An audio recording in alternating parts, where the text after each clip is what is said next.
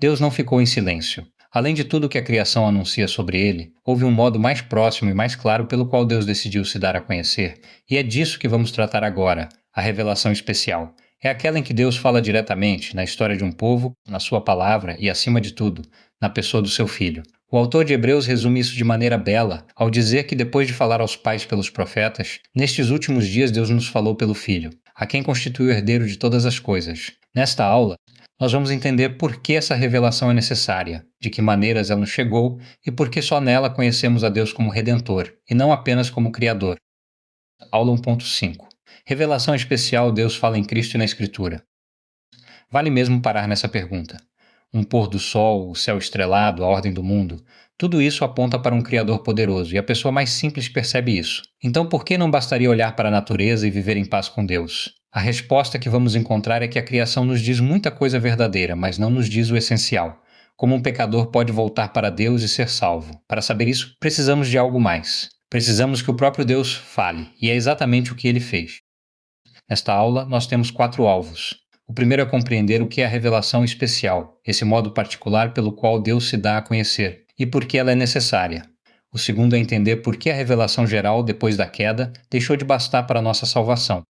O terceiro é reconhecer as maneiras pelas quais Deus falou conosco, pelos eventos da história, pela sua palavra e de forma suprema na pessoa de Jesus Cristo. E o quarto é compreender a Bíblia como registro inspirado verdadeiro e cheio de propósito dessa revelação. Com esses 4 pontos firmes, vamos ver por que é somente aqui que conhecemos a Deus do modo como ele deseja ser conhecido. Vamos começar pelo sentido da expressão. Louis Berkhof observa que revelação especial pode designar tanto uma série de autocomunicações de Deus quanto a própria Escritura que as preserva. No sentido mais amplo, ela diz respeito às diversas maneiras pelas quais Deus se deu a conhecer em momentos e lugares específicos, de modo particular nos eventos da história de Israel e para nós cristãos na pessoa de Jesus Cristo. Reparem na diferença em relação à revelação geral. A revelação geral é para todos, em toda parte, pela natureza e pela consciência. A especial é dirigida, específica. Deus escolhe um povo, entra na história dele, fala, age e conduz tudo para revelar quem ele é e o que planeja fazer pela salvação dos homens.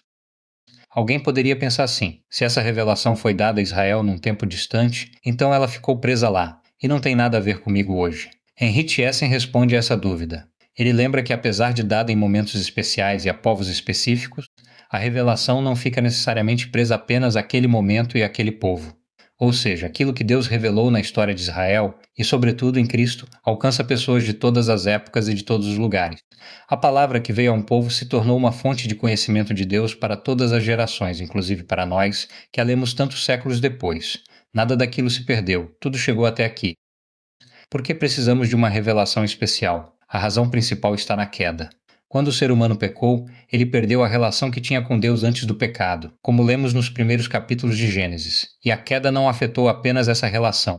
Ela também obscureceu a própria revelação geral. Aquilo que a criação anuncia sobre Deus continua verdadeiro, mas os nossos olhos ficaram corrompidos e a mensagem chega incompleta e ineficiente.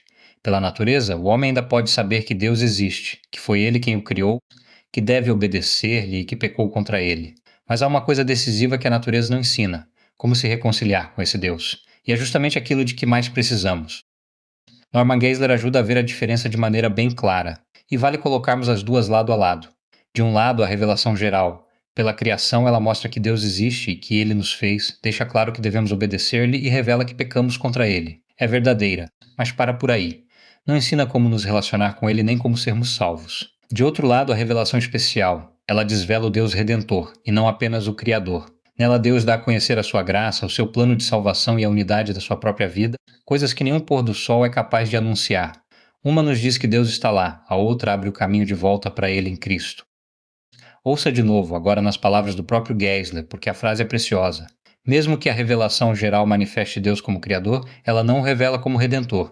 O universo fala da grandeza de Deus, os céus declaram a sua glória, como diz o Salmo 19, mas somente a revelação especial desvela a sua redenção e somente Cristo declarou a sua graça salvadora. Pense no peso disso. Uma pessoa pode passar a vida inteira admirando a beleza da criação e ainda assim não saber nada sobre o perdão dos pecados nem sobre a vida eterna. Essas verdades não estão escritas nas estrelas. Elas nos chegam somente quando Deus fala, e Ele falou na sua palavra e no seu Filho. Vale guardar esta frase, porque ela separa duas coisas que costumamos confundir. A natureza é suficiente para nos deixar sem desculpa. Ninguém poderá dizer que não havia sinal de Deus, pois a criação inteira o anuncia. Mas a natureza não é suficiente para nos salvar. Ela mostra que Deus existe, não mostra como um pecador volta para Ele. Para isso é preciso que Deus abra a boca e nos diga o caminho. A boa notícia é que Ele não nos deixou no escuro, falou de modo claro e registrou essa palavra para que chegasse até nós.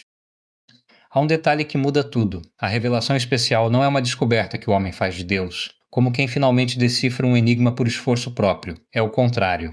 É a revelação que Deus faz de si mesmo, por iniciativa dele, e que se acha contida principalmente na Bíblia. E note uma coisa bela. Deus não revelou apenas informações a respeito de si, como se nos entregasse uma ficha de dados. Ele se fez conhecer pessoalmente, mostrando o seu caráter, os seus atributos e a sua vontade. Hermes Maia lembra que, ao longo da história, Deus separou e preparou homens para que registrassem, de forma exata e fiel, os seus desígnios. Ou seja, por trás da Bíblia há um Deus que quis ser conhecido e cuidou para que a sua palavra chegasse inteira até nós. Que verdades são essas que só a revelação especial nos dá? São exatamente aquelas que mais tocam a nossa vida diante de Deus. Na revelação especial, Deus mostra aspectos da sua natureza e da sua vontade que não aparecem na criação. Um exemplo é a unidade divina, a verdade de que há um só Deus, que a natureza sozinha não deixa clara. Outro é a sua graça, esse amor que perdoa e restaura quem não merece.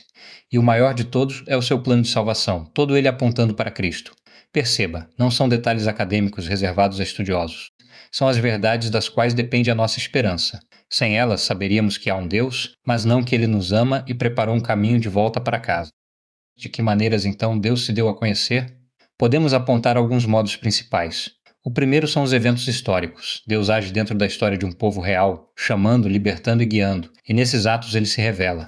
O segundo é o discurso divino, quando Deus fala aos pais por meio dos profetas, como diz Hebreus, e muitas vezes de muitas maneiras. O terceiro, e o mais alto de todos, é a encarnação do Filho. Em Cristo, que Paulo chama a imagem do Deus invisível, o primogênito de toda a criação, Deus fala de modo definitivo. E há ainda a preservação de tudo isso na Escritura, onde essa revelação tomou forma permanente e escrita, para que não se perdesse com o tempo.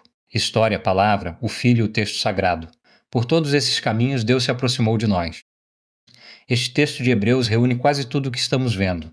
O autor diz que Deus, tendo falado outrora aos pais, muitas vezes e de muitas maneiras, pelos profetas, nestes últimos dias nos falou pelo Filho, a quem constituiu herdeiro de todas as coisas.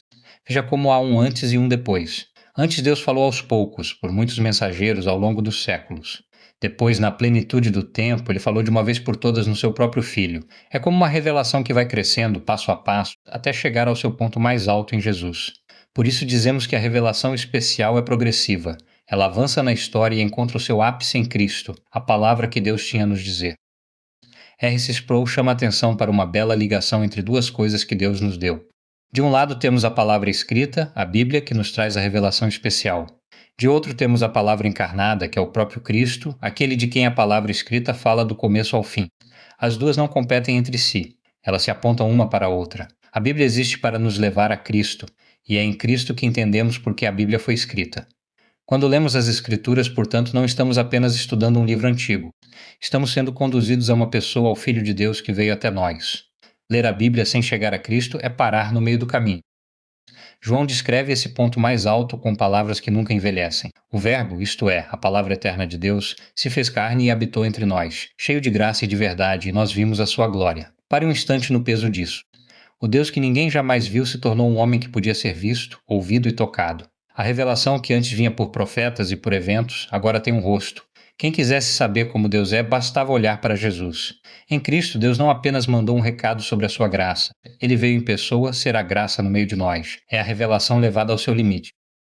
Mas surge uma pergunta prática. Como tudo isso chega até nós, que vivemos tão longe daqueles eventos e nunca vimos Jesus com os próprios olhos?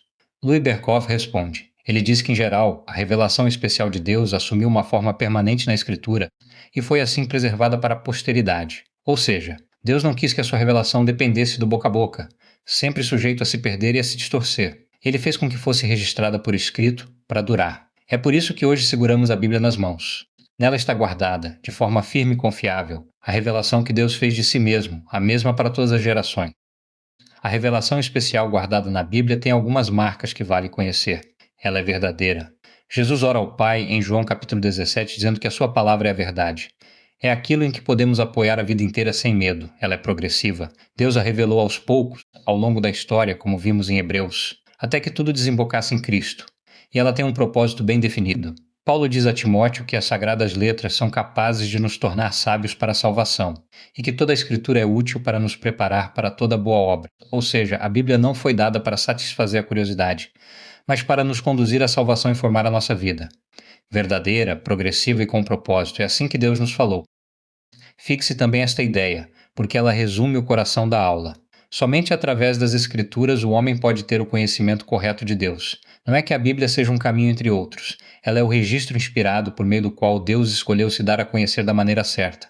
E há um detalhe que não podemos perder. Esse caminho não termina num livro, termina numa pessoa. As Escrituras existem para nos levar a Cristo. Conhecer a Deus corretamente e chegar a Jesus são, no fim, a mesma jornada. Vamos fechar o raciocínio olhando para onde a Bíblia nos leva. Norman Geisler diz que a Bíblia, como palavra inspirada de Deus, dá ao homem a resposta de que ele tanto precisa para suas necessidades espirituais, e que ela faz isso apontando para Jesus Cristo. O próprio Jesus, em João capítulo 5, disse aos que examinavam as Escrituras que eram elas que testificavam a respeito dele. Repare então no destino de toda a revelação. Não paramos na letra do texto, somos conduzidos por ela até a pessoa de Cristo. E é ali, no Cristo revelado nas Escrituras, que deixamos de saber apenas coisas sobre Deus e passamos a conhecê-lo pessoalmente, numa relação de redenção. Esse é o alvo de tudo o que Deus falou, não apenas nos informar, mas nos trazer de volta para Ele. Agora vamos transformar tudo isso em prática, com 3 passos simples. Primeiro, reserve um tempo nesta semana para ler um evangelho inteiro, prestando atenção em como Jesus revela quem Deus é, no que Ele diz e no que Ele faz. Deixe a revelação suprema falar por si. Segundo, quando surgir uma dúvida sobre Deus, sobre a sua vontade ou sobre a salvação, vá primeiro à Bíblia, e não à sua imaginação nem aquilo que ouviu por aí. É ali que Deus se deu a conhecer de modo confiável. Terceiro, crie o hábito de perguntar a cada texto que você lê: para onde isto me aponta em Cristo? Como as Escrituras existem para nos levar a Ele, essa pergunta mantém a leitura no rumo certo. Comece por um desses passos ainda hoje. Vamos reunir o que aprendemos em 5 pontos. Primeiro, a revelação especial é Deus se dando a conhecer de modo específico e pessoal, na história de Israel e, sobretudo, na pessoa de Jesus Cristo. Segundo, ela é necessária por causa da queda, que obscureceu a revelação geral e nos deixou sem o conhecimento que salva. Terceiro, a revelação geral mostra Deus como Criador, mas somente a especial o revela como Redentor, com a sua graça e o seu plano de salvação. Quarto, Deus falou de várias maneiras, pelos eventos da história e pelos profetas, até falar de modo definitivo no seu Filho. E quinto, essa revelação foi preservada na Bíblia, que é verdadeira, progressiva e cheia de propósito e que nos conduz a Cristo. Guardemos bem esses 5 pontos. Se há uma coisa para levar desta aula é esta: Deus não se calou. Ele se deu a conhecer na história, na sua palavra e, acima de tudo, no seu Filho e cuidou para que essa revelação chegasse firme até nós, guardada nas Escrituras. Por isso não precisamos adivinhar quem Deus é nem inventá-lo a nosso gosto. Basta ouvir aquilo que Ele mesmo nos disse e deixar que a sua palavra nos leve a Cristo, onde o conhecemos como Redentor. Mas isso levanta uma questão antiga: se a fé nasce daquilo que Deus revela, qual é então o lugar da razão? Na próxima aula, nós vamos enfrentar de perto o velho debate entre a fé e a razão e procurar o justo equilíbrio entre elas.